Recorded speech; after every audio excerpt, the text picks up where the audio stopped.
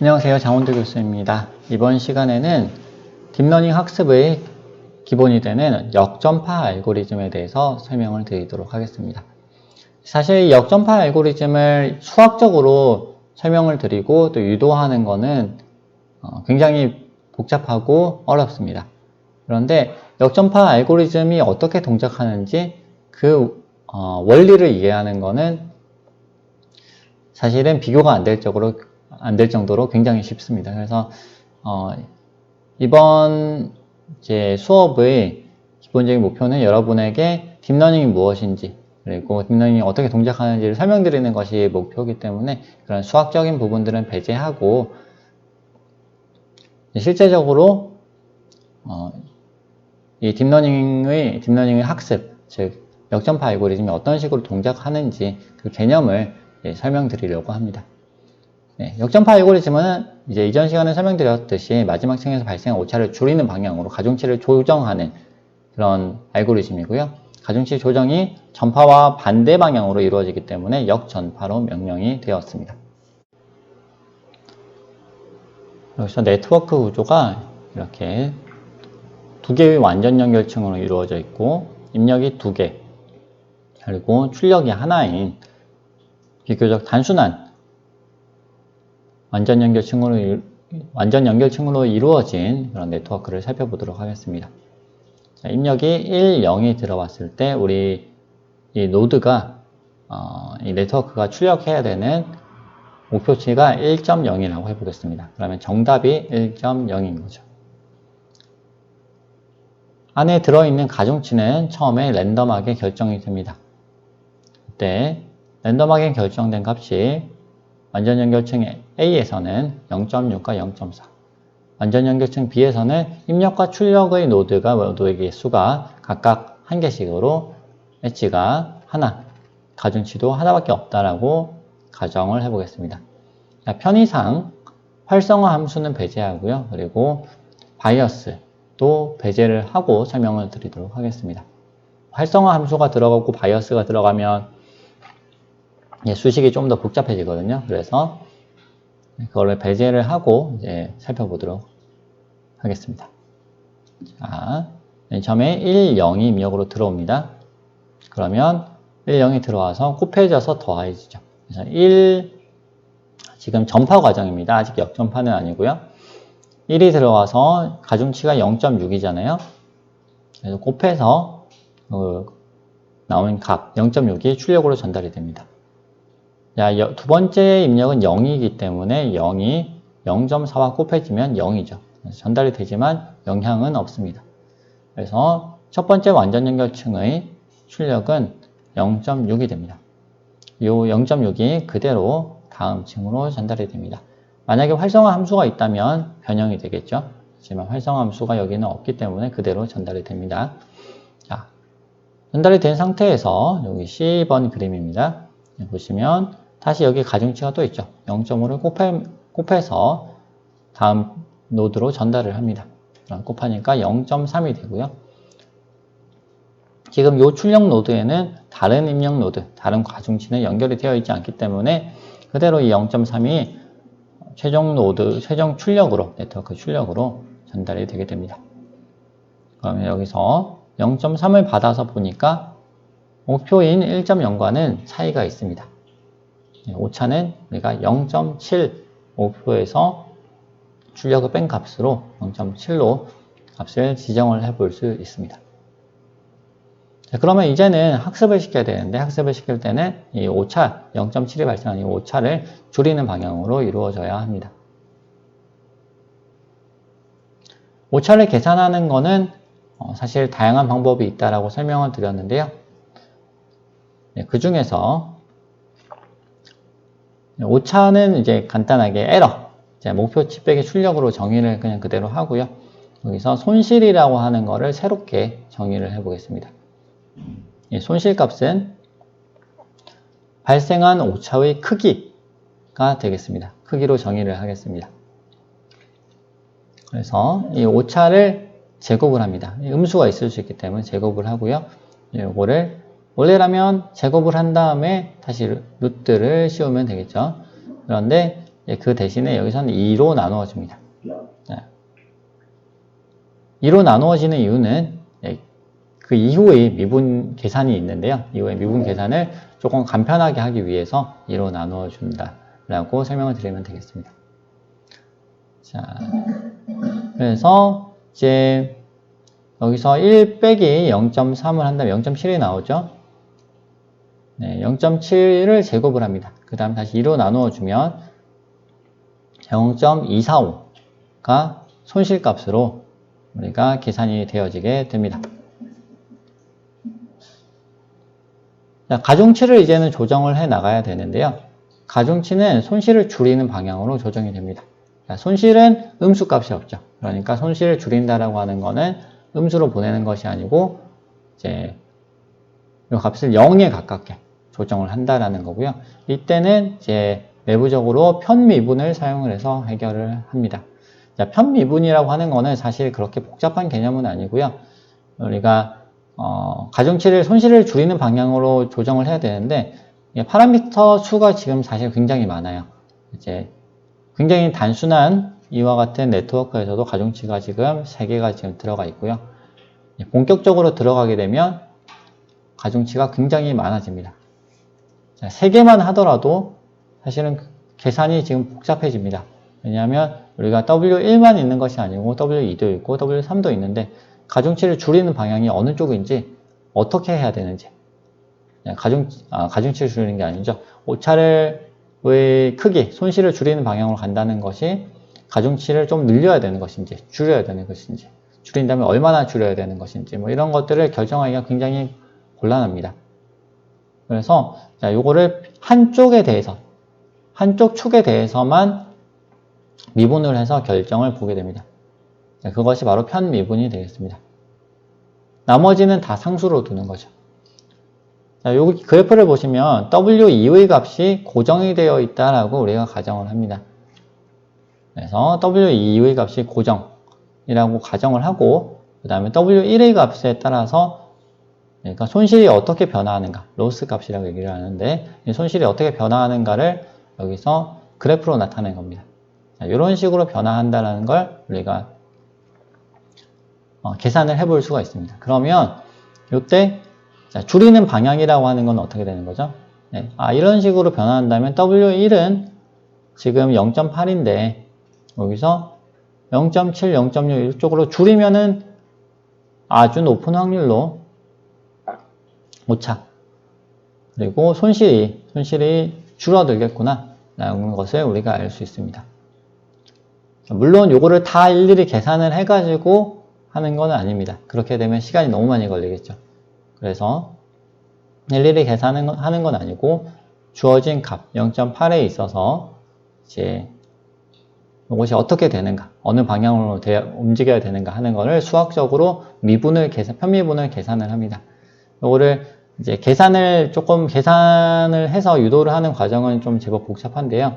결과적으로 나오는 거는 이렇게 조금 단순한 수식이 나와지게 됩니다. 그래서 이제 나온 요 수식을 살펴보면 이와 같습니다.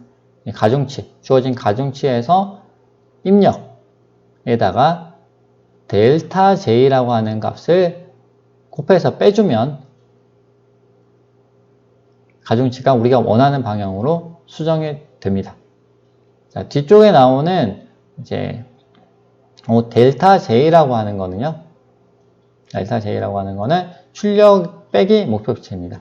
목표치 빼기 출력이 원래 오차였잖아요. 근데 이게 뒤집혔어요. 그래서 출력 빼기 목표치로 바뀌어집니다. 이게 원래 오차 계산이 이렇게 뒤집혀 있는 것이 아니고 오차는 목표 빼기 출력인데 미분을 해가지고 편미분을 해서 계산을 하다 보면 이게 이제 이렇게 뒤집혀지게 되는 부분이 있습니다.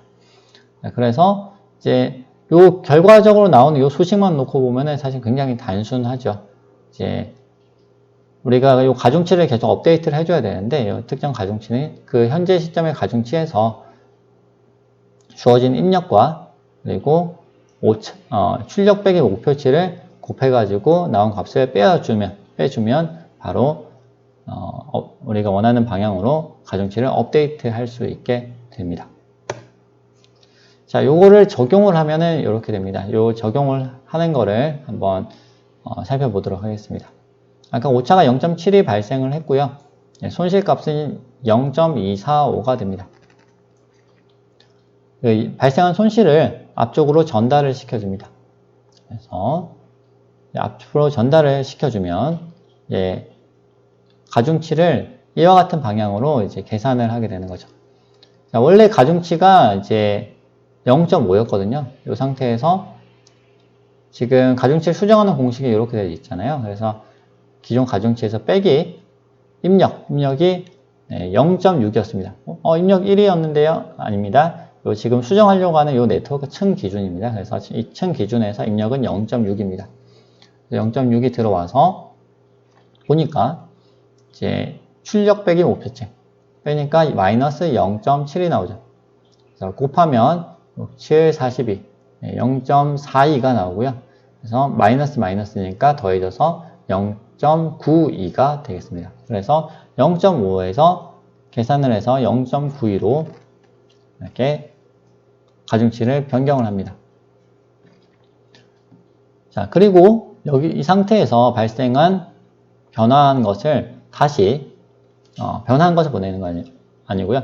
이제 발생한 오차를 아까는 여기서 첫 번째 완전 연결층으로 보냈었는데 이번에는 이 앞에 있는 완전 연결층 A로 다시 보냅니다.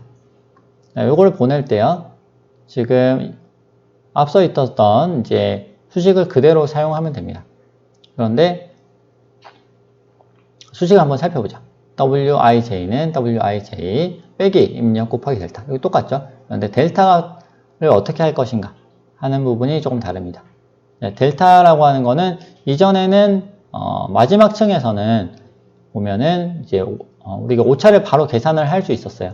그런데 이제 첫 번째 완전 연결층에서 보게 되면 0.6이라는 출력이 나왔는데 이 0.6이라는 출력에 대한 오차, 손실을 직접적으로 계산하기는 어렵습니다. 그렇죠? 여기서 오차가 0.7이 발생했는데 그것이 완전 연결층에서의 출력과는 사실 직접적인 관련은 없잖아요. 관련은 물론 있지만 직접적으로 어떻게 관련됐는지를 알아보기가 쉽지는 않습니다. 그래서 이 델타는 어떻게 정의가 되냐면 완전 연결층에 계산된 델타 J와 가중치 곱으로 계산이 됩니다. 결정이 됩니다. 그래서 수식은 이렇게 나와요. 새로운 가중치가 있는데 이 새로운 가중치는 수정 전 가중치에서 빼요. 여기까지는 똑같죠? 그래서 다음 입력 곱하기 델타인데 델타는 이렇게 계산이 됩니다. 그래서 완전 연결층에서 계산된 델타 J. 앞에서 어떻게 됐어요? 0.3 빼기 1이 있었죠? 0.3 빼기 1이 이렇게 전달이 됩니다. 그 다음에 여기서 이제 중간에 뭔가 곱하는데 뭘 곱하냐면 지금 여기 붙어 있는 가중치, 요 가중치가 여기에 들어옵니다. 왜 요 가중치가 들어오냐 하면요. 오차는 0.3 빼기 0.1하면 마이너스 0.7이라는 오차가 나오잖아요. 오차가 아니죠. 0.7이라는 오차가 나오는데 이게 뒤집혀가지고 마이너스 0.7이 됐는데 이 마이너스 0.7이라고 하는 거는 이제 어쨌든 출력층에서 발생한 거예요. 근데 이 출력층에서 발생한 거에 대해서 책임을 물어야 되는데 만약에 중간에 가중치가 0으로 되어 있다 라고 한다면 그 책임을 앞쪽에 물을 수 있을까요? 못 묻죠. 왜냐하면 0.0이 되면서 앞에 있는 정보는 모두 사라졌으니까. 그래서 이제 여기서 앞에서 발생한 완전 연결층 B에서 발생한 오차를 책임을 물을 때 어느 정도로 물을 것이냐 하는 것을 이 가중치가 결정을 하게 됩니다. 그래서 이 가중치를 여기에 넣습니다. 그래서 넣으면 얘가 0.5가 돼서요. 요거를 곱하게 되는 거죠. 자, 그래서 뒤쪽에 있는 이번에 델타를 계산을 해보면 0.-0.7, 7호 35, 마이너스 0.35. 그 다음에 여기서 플러스, 마이너스 다시 곱해지니까 플러스 0.35. 그래서 더하면 0.95가 됩니다. 자, 이렇게 새로운 가중치가 여기서 결정이 되었습니다. 자, 이번에는 아래쪽에 있는 가중치도 결정을 해야 되겠죠. 지금 WIJ라고 했는데 위쪽에는 0.6만 있는 것이 아니고 아래쪽에 0.4도 있습니다. 또 똑같이 계산을 하면 됩니다. 사실 여기서는 지금 달라지는 계산이 거의 없습니다. 달라지는 거는 여기서 0.4라고 하는 이 부분만 달라지고요. 얘가 0.4가 이렇게 왔잖아요. 그래서 0.4 빼기 이번에는 자 입력 곱하기 뒤에다 계산을 합니다. 근데 앞쪽에서 지금 0이 곱해진 상황이라서 여기서 0이 곱해지면서 뒤가 전체적으로 다 0이 되어 버립니다. 그래서 이제 0.4 빼기 0이기 때문에 0.4 그대로 남아 있습니다. 자, 그러면 그대로 남아 있다는 거는 앞에서 발생하는 오차 0.7은 이 완전 연결층 A의 아래쪽 가중치에는 그 책임이 없다라는 결론이 나는 거죠. 되게 좀 이해가 되시나요? 이렇게 가중치가 수정이 되고 나면 수정된 가중치를 사용해서 다시 전파를 진행을 합니다. 1, 0을 주고 가중치를 넣어서 바뀌어진 가중치를 사용해서 이 계산을 해보면요. 출력이 0.874가 나옵니다. 오차가 줄었죠. 1에 가까워졌습니다. 자, 이런 방식으로 이제 반복해서 학습을 시키다 보면 오차를 최소화시키는 최적 가중치를 학습을 할 수 있게 됩니다. 자, 이 과정은 하나의 입력 데이터에 대해서만 계속 반복하는 건 아니고요. 입력 데이터가 사실 여러 개가 있죠. 그래서 여러 개의 입력 데이터에 대해서 모두 오차를 최소화하는 방향으로 이제 가중치를 수정해 나가게 됩니다. 모든 데이터에 대해서 이루어져야 된다는 거는 데이터가 제가 100개를 가지고 있다고 했을 때 데이터 1번에 대해서는 어떤 특정 방향으로 가중치를 조정하면 바로 오차가 줄어들 수 있겠지만 데이터 2번에 대해서는 오차가 늘어날 수도 있겠죠. 그래서 이제 데이터 1번에 대한 정답이 꼭 데이터 1번에 대한 오차를 줄이는 것이, 손실을 줄이는 것이 꼭 정답은 아니라는 겁니다. 그래서 여러 개의 학습 데이터에 대해서 계속해서 반복해서 학습을 진행을 하게 되고요. 그렇게 함으로써 손실을 감소시키는 최적 가중치를 학습을 하게 됩니다. 자, 이렇게 역전파 알고리즘에 대해서 제가 설명을 드렸습니다. 나름 열심히 이제 쉽게 설명을 드리려고 노력을 했는데, 설명을 드리다 보니까 조금은 이제 복잡한 부분이 있는 것 같습니다. 그래서, 자, 요것이 전파되는 과정이 있었고, 그리고, 편미분을 써가지고, 이렇게 가중치를 줄이는 방향으로, 오차를 줄이는 방향으로, 손실을 줄이는 방향으로 우리가 가중치를 조정을 해야 되는데, 그 조정을 하는 과정을 이렇게 한다. 수식이 나와 있는데 그 수식이 유도되는 과정은 제가 설명드리지는 않았고요. 그 수식 자체는 단순하기 때문에 수식을 적용해 나가면 가중치를 우리가 원하는 대로 조정을 할 수 있다라고 하는 부분을 제가 설명을 드렸습니다. 네. 이렇게 완전 연결층에 대해서 설명을 드렸고요. 그리고 이제 잠깐 쉬었다가 이제 최적화 도구와 학습률 배치 크기에 대해서 설명드리고 추가 개념을 완전 연결층에 관한 추가 개념을 몇 가지만 더 설명드린 다음에 실습 들어가도록 하겠습니다.